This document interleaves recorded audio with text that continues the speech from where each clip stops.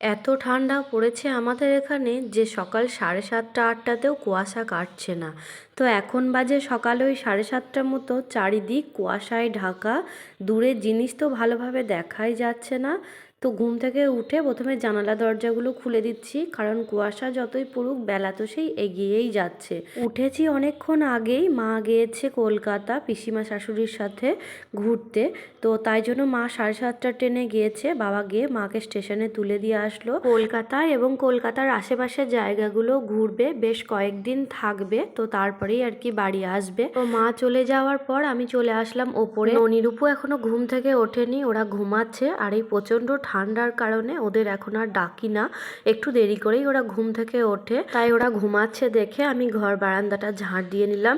এরপরে যেগুলো কাচাকুচি করা হয়েছিল সেগুলো ব্যালকনিতে মেলে দিলাম। এত ঠান্ডায় আর কুয়াশার মধ্যে ছাদে আর মেললাম না, ব্যালকনিতেই মেলে দিলাম। আর এরই মধ্যে রূপসোনা ঘুম থেকে উঠে পড়েছে, আর রূপসোনাকে চাদর জড়িয়ে সোফায় শুইয়ে দিয়েছিলাম, কারণ আমার জামা কাপড় মেলা কয়েকটা বাকি ছিল।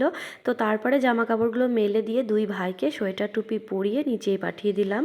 তারপরে ওপরের বিছানাটা গুছিয়ে নিয়ে আমিও চলে আসলাম নিচে। আর নিচে এসে ওদের দুই ভাইকে খাইয়ে দিয়েছিলাম। আর তারপরে একটু লিকার চা করেছিলাম দেখে রূপসোনার আবার লিকার চা খেতেও ইচ্ছা করেছিল, তাই একটু বিস্কুট দিয়ে ওকে লিকার চা দিয়েছিলাম, একটুখানি খেয়েছিল। তো তারপরে আমি এদিকে রান্না বসিয়ে দিয়েছি, আর রূপসোনা বসেছে ওর দাদুর কাছে পড়তে। বেশ কয়েকদিন ধরে বেসিনের আশপাশ দিয়ে জল পড়ছিল, বড্ড অসুবিধা হচ্ছিল। তাই আজকে এসেছিল বেসিনটা সারাতে। তাই চারিদিকে একদম নোংরা আর অগোছালোই হয়েছিল। আর আজকে দিনটা বেসিনে জল ফেলাও যাবে না এটাও বলে গিয়েছিল। যেহেতু বারবার হাত ধুয়ে অভ্যাস বেসিনে, তাই প্রচণ্ড অসুবিধার মধ্যেই আজকে রান্নাটা করতে হলো।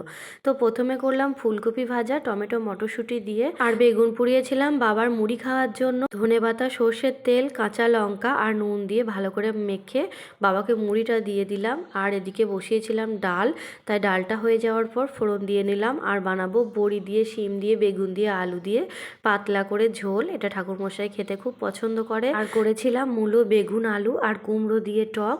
বাবা যেহেতু টক খায় না, তাই বাবার জন্য স্যালাড বানিয়েছিলাম। সমস্ত রান্না বান্না টেবিলে তুলে দিয়ে রান্নাঘরটাও পরিষ্কার করে নিলাম।